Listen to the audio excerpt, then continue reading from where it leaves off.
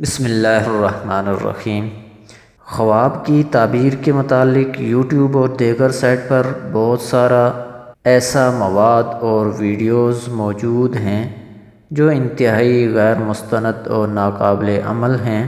مفسرین نے لکھا ہے کہ خواب کی تعبیر جیسے بتائی جائے، چاہے وہ صحیح ہو یا غلط، وہ ویسے ہی واقع ہو جاتی ہے جیسے تعبیر بتائی گئی ہے۔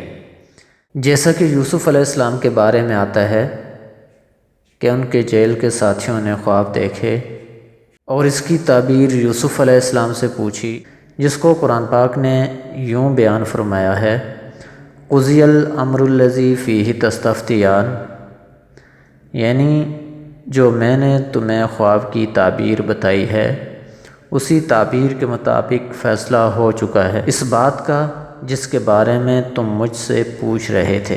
لہذا خواب کی تعبیر معلوم کرنے کے لیے ایسی غیر مستند ویڈیوز اور مواد کا سہارا لینے کی بجائے ان شخصیات کی پیروی اور اتباع کی جائے جو تقوی و طہارت، علم و عمل میں اعلیٰ مقام رکھتے تھے۔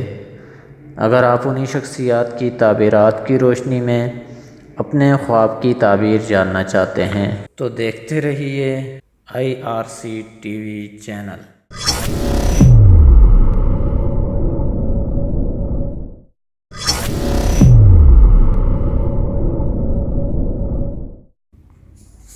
بسم اللہ الرحمن الرحیم۔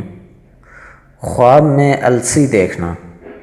ابن سیرین فرماتے ہیں کہ خواب میں السی مال حلال ہے اور جس قدر دیکھی جائے اس کی منفعت روئی سے کم ہے، اور خواب میں السی کا کپڑا مبارک ہے، اور اگر دیکھے کہ تخم کتان کھاتا ہے دلیل ہے کہ تمام مال حاصل کرے گا۔ حضرت جعفر صادق رحمۃ اللہ علیہ نے فرمایا ہے کہ خواب میں السی دیکھنا 3 وجہ پر ہے: نمبر 1 مال حلال، نمبر 2 منفعت، نمبر 3 شرارت۔